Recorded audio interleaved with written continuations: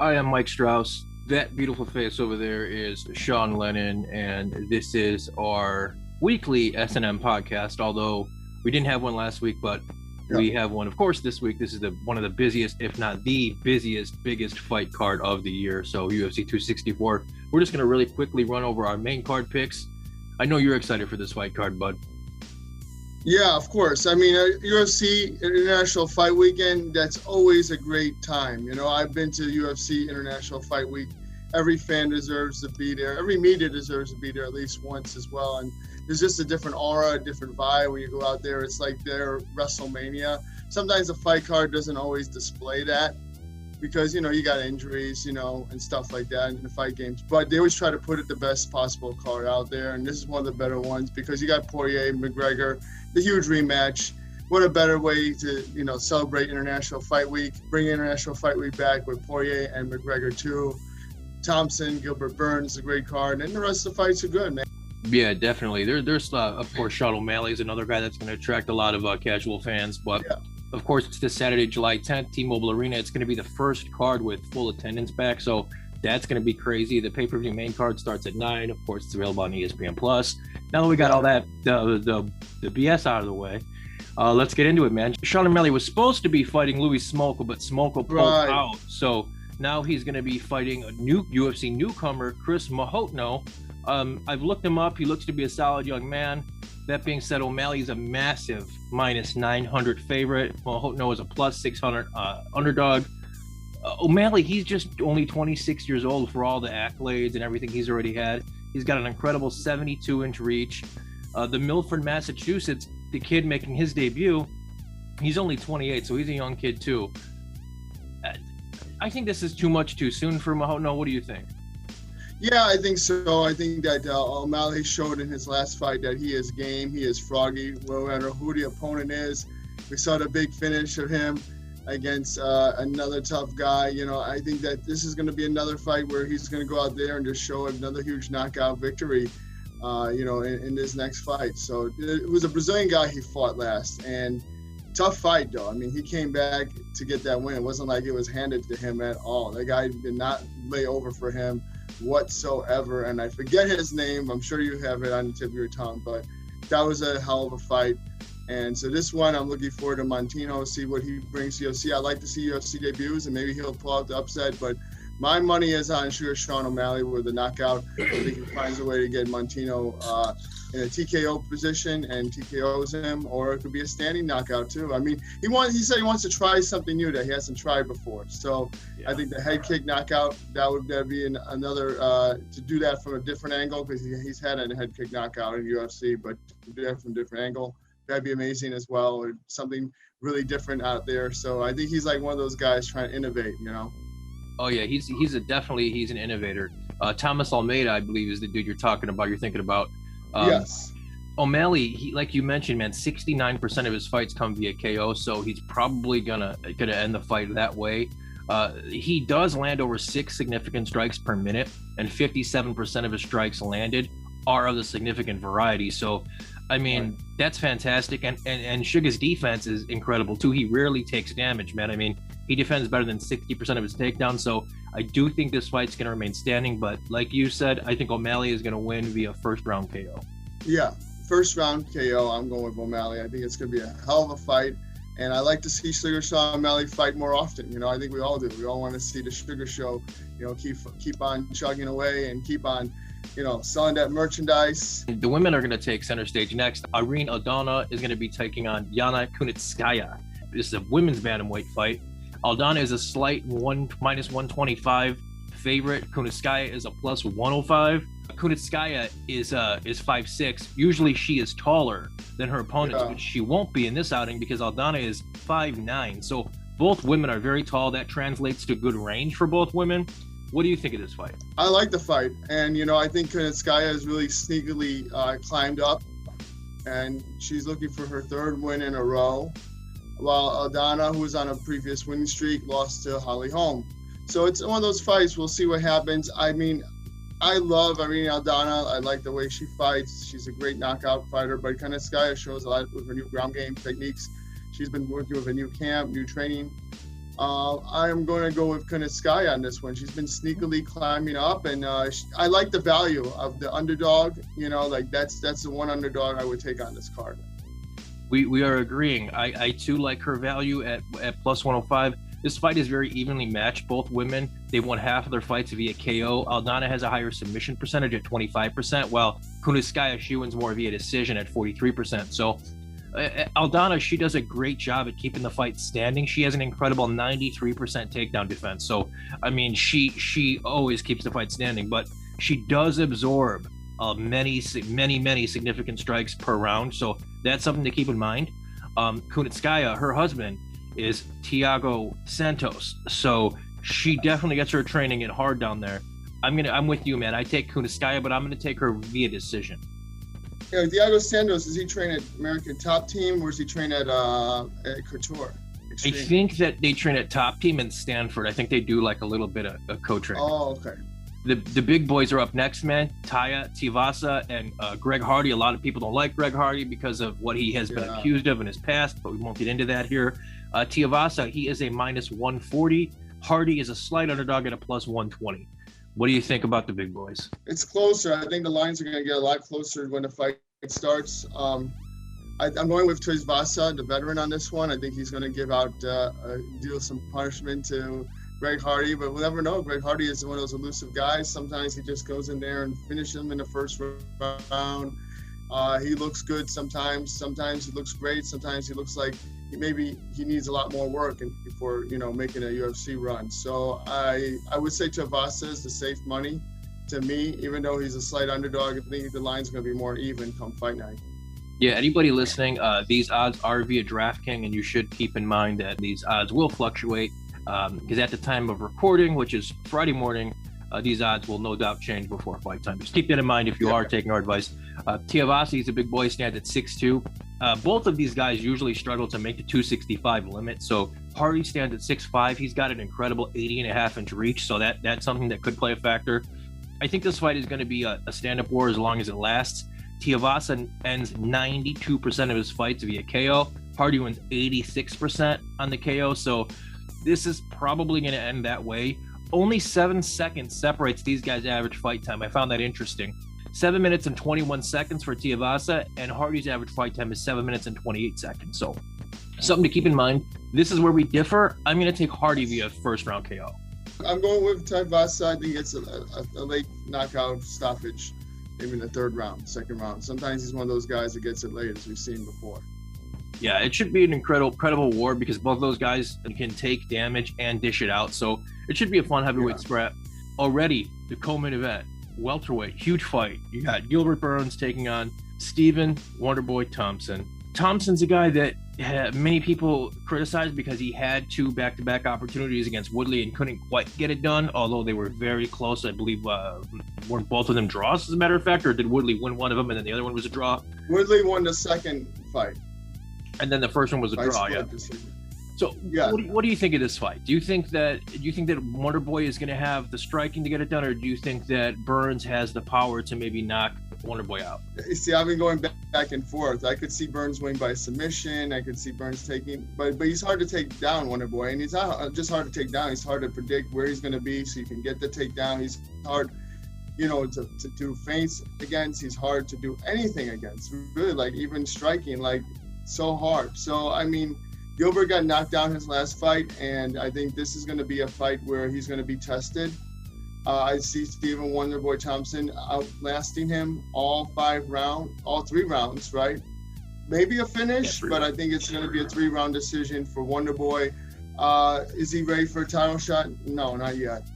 But not over Gilbert Burns, the guy who just fought for the belt. But I mean, we'll see. UFC, sometimes their matchmaking gets a little bit murky, and maybe Wonderboy does get in there. But for Gilbert Burns, this was a must-win to keep winning.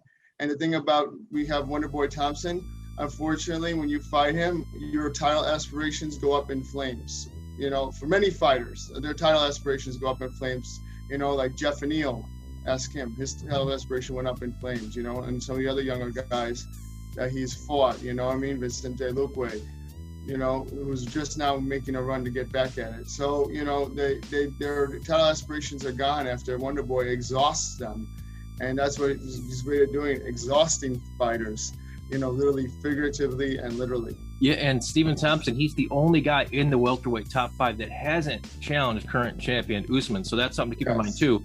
DraftKings has Burns at a plus 140. Thompson is a slight favorite at 160, minus 160. This, for me, was the hardest fight to kind of decide. I've been vacillating back and forth. I don't know.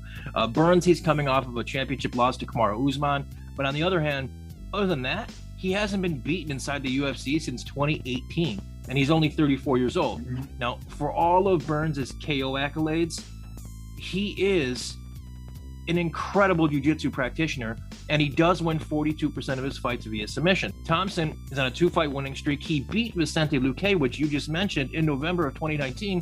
Luque is actually Burns' best friend and close training partner. So that's something that could play a factor too. Now, that's true. He wins 44% of his fights via KO and 50% by decision. I'm going to go Burns by KO in round 3. And what made me kind of land on that was looking, just kind of doing some of the study for this card. There was a time not too long ago where Stephen Thompson got knocked out by Showtime Pettis. I just think that if Pettis has the power to put Stephen Thompson on the mat, I feel like Gilbert Burns definitely does. And I feel that Burns is tricky enough that all he has to do is land one. And I think he can do it. So that's why I'm going with Burns. But having said that, it would not surprise me in the least bit if Stephen Thompson came out there and looked like a world beater and just handled Burns. True. I'm excited for this one. Anything is possible. I'm just going by, the track history of Wonder Boy. Main event time, man. What do you think? Here's the trilogy, right? Poirier, McGregor. It's the 3rd time they fought. What's going to happen? I am going with Dustin Poirier. I think it's going to be a much difficult fight this time, but I think it's going to happen in the late 4th, early 5th round. I think another stoppage. I think that he's in McGregor's head. McGregor's now trying to play the whole, heel, the notorious one. And I don't think it's going to work. I think Poirier is already focused. I think he's ready to go. I think that this is a fight that's basically Poirier's, it's his to win. And it's McGregor's to lose. But again, anything happens. Sometimes when I favor a guy so heavily, the opposite happens. So, McGregor could come out with a win and win the trilogy fight, and we have to hear him yap for the next 6 months until he gets his Nate Diaz, because he ain't getting a title shot. You know what I mean? So we have to yap until he fights a legend, a fellow legend in the Legends division. And for Poirier, of course, he gets number 1 contendership at the belt. I think that makes more sense. I think everybody wants to see that happen. I think the fans, the hardcore fans, they know that Poirier has McGregor's number, but the casuals, they're all out in droves, waving the Irish flag. And I'm not saying all of them are casuals, but you know what I'm saying. Mm-hmm. Pretty insane out there. Like, they only come out for this fight. Like, where's your Irish flags when all these other Irish fighters are competing? You know what I mean? Where's your when Paul Craig's fighting, where's your damn Scottish flags? You know what I mean? No, we don't see that. So we know they're casuals, and it's fine. Listen, it brings a lot of attention to the sport. But at the end of the day, I think this is the truth, and the truth is Dustin Poirier knocking him out late 4th, early 5th. I think he's going to be aware of those calf kicks or whatever those kicks were that slowed him down. I think he's going to get Poirier trouble. I think he's going to try to crowd Poirier, but I think Poirier's going to manage to keep that range. And when time's right, just let it go. But it's going to be more of attrition leading up to it. Who did you pick in the second fight? I'm curious. I picked McGregor, actually. I regretted it so much. So I was just going with opposite, see if it happens that way, or maybe it happens opposite the way I'm picking. Yeah, I was just curious. Odds are flip-flopping on this one, man. I mean, Poirier right now is a minus 130. McGregor's a plus 110. It's essentially a pick 'em. I think this fight's going to stay on the feet as long as it happens. Both men have great stand-up, as you mentioned. Poirier has some of the best boxing in the entire sport. I believe that. Conor has outstanding timing and distance. It's really second to none. Poirier wins 52% of his fights by KO. McGregor wins an outstanding 86% via KO. UFC President Dana White mentioned that whoever wins this fight will fight Oliveira for the title next, which I agree with if it's Poirier. If it's McGregor, I don't agree with it, but we'll cross that bridge when we get there. Both guys land over 5 significant strikes per minute and land 49% of their significant strikes. Each of them do. So this is a super close fight. McGregor eats more significant strikes, though, so that's something to keep in mind. Both guys are 32 years old. I picked Dustin Poirier to win the second fight. I thought in that lead up, McGregor was not himself. He was nice McGregor. He just didn't seem like himself. Something was off. I reserved my pick for fight week because I need to see the fighters and how they handle themselves. It's now Friday morning. I've had a chance to kind of see. We saw the press conference last night. I will agree with everybody that it feels like he's putting on an act. He's not being his self, his natural, witty, sarcastic heel. It seems like it's being forced. I will agree with everybody. That being said, I like the mean Conor better than the nice Conor. Yeah. And I feel like Conor is going to do it. I feel like Conor is going to get a second round KO. I just feel different about this fight than I did the second one. That being said, Poirier could come out and starch him and all this McGregor hype once and for all that could happen. But I just feel like McGregor knows his recipe, and for whatever reason, he veered away from it, you know, in the last fight. And he's back to and I don't believe that the trash talking is affecting Dustin like it did in their first fight way back when. I don't believe Dustin's kind of bulletproof and he's focused, but it's not about Dustin. It's about Conor, and it's about how he acts. It's about how he is going into this fight. And I believe he's different this time, and I believe he will get it done. But either way, it should be exciting, and I'm super stoked for this card. We didn't talk about the undercard, but there's some sneaky good fights on there as well. What's the one fight besides the main event that you are most excited for on the main card? Okay, on the main card, I would say probably Sean O'Malley, because I always get excited to see him fight. I get excited anticipating, you know, what he's gonna do.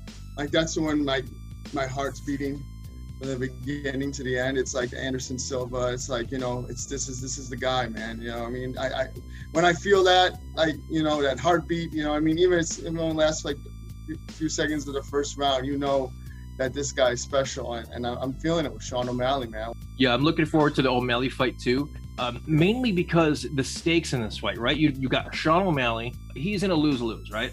If he goes out and beats this kid, well, you're supposed to. No one ever heard of this Chris. Wow, no. If he loses, who did you lose to? You lost to a nobody on 10 days notice.